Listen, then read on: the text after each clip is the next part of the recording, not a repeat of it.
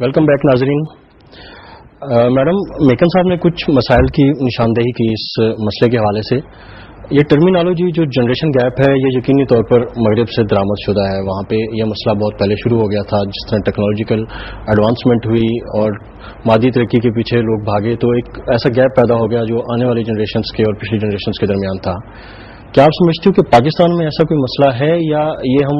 एक परसेप्शन के सर के बल पे हम इसको एक मसला समझे जा रहे हैं? मेरे ख्याल में सवाल बड़ा खूबसूरत है आपका, और मैं ये समझती हूँ कि ये एक परसेप्शन के तौर पे हम इस चीज़ को लेके और ये प्रोपेगेंडा एक चलता चला जा रहा है। और यहाँ पे अली ने अभी जो बड़ी खूबसूरत बात की और मेकन साहब ने उसको मतलब फर्दर एक्सप्लेन किया, तो उसमें नो डाउट कि जहाँ पे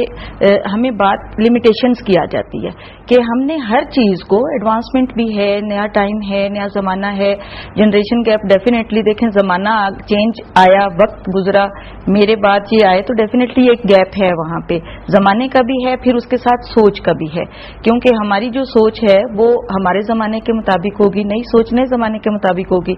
जब ये गैप वहाँ पे मौजूद होगा तो वहाँ पे लिमिटेशंस जो हैं वहाँ पे हमने साथ लेके चलना है। एडवांसमेंट भले वहाँ पे मौजूद है लेकिन लिमिटेशंस को रखना ज़रूरी है, और उसमें लिमिटेशंस यही है कि उनको बताना कि सही और गलत के दरमियान का जो फ़र्क है वो भी बताना, ज़रूरत बताना कि ये कितनी ज़रूरत है, और उसका इस्तेमाल कि वो किस हद तक उसको इस्तेमाल किया जा सकता है। तो जो जनरेशन गैप का एक प्रोपेगेंडा मैं समझती हूँ कि ये मगरब से हमारे पास जो है वो बड़ी तेज़ी के साथ जो है यहाँ पे फैलता चला जा रहा है। और उसमें मैं एक मिसाल तो नहीं बल्कि इसमें मैं कोट करूंगी कि हवाला दूंगी डॉक्टर हेंडन का, जो न्यूयॉर्क में सेंटर फॉर पॉलिसी रिसर्च में साइकोलॉजिकल स्टडीज़ के डायरेक्टर हैं। उनके मुताबिक वो ये कहते हैं कि वालिदैन जो हैं वो बच्चों को अपने मातहत रखना चाहते हैं, अपने कंट्रोल में रखना चाहते हैं, और उनको फिर जब वो उनकी ज़रूरतें पूरी नहीं कर पाते, उनको आसाइशें नहीं दे सकते हैं, तो बच्चे जो हैं वो अपने आप को एक कैद में महसूस करते हैं। और कैद में रहना, और उनके मुताबिक ये है कि हम जब फ्रैंकनेस के साथ, बेतकल्लफी के साथ, खुशअस्लूबी के साथ मामलात को शेयर नहीं करते हैं तो वहाँ पे फिर इस तरह का गैप जो है वो जनरेशन्स के दरमियान में आ जाता है। तो मैं ये समझती हूँ कि इस रिसर्च के हवाले से ये बात बड़ी वैलिड हो जाती है कि मगरब के अंदर ये चीज़ बदरजा अतम मौजूद है, लेकिन जहाँ तक हमारी सोसाइटी की या हमारी मुल्क में ये सूरत हाल है वो इस हद तक नहीं बिगड़ी, बल्कि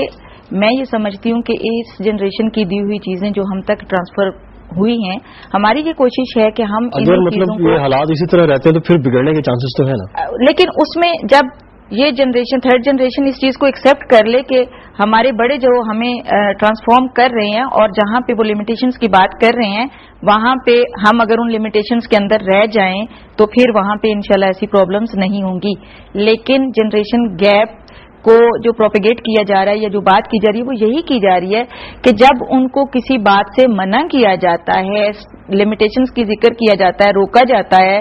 और उनको बताया जाता है कि ये चीज़ अभी आपके लेवल की नहीं है, तो उस वक्त ये कहते हैं कि हम आज के वक्त के हैं, हमारा ये दौर है, आप इस बात को नहीं समझते हैं। तो वो एनॉयनेस किसी हद तक जो है वो इस वजह से वहाँ पे सामने देखने में आती है। मैडम आपकी इस बात का जो जवाब है हम अली से लेंगे। हमारी थर्ड जनरेशन जो है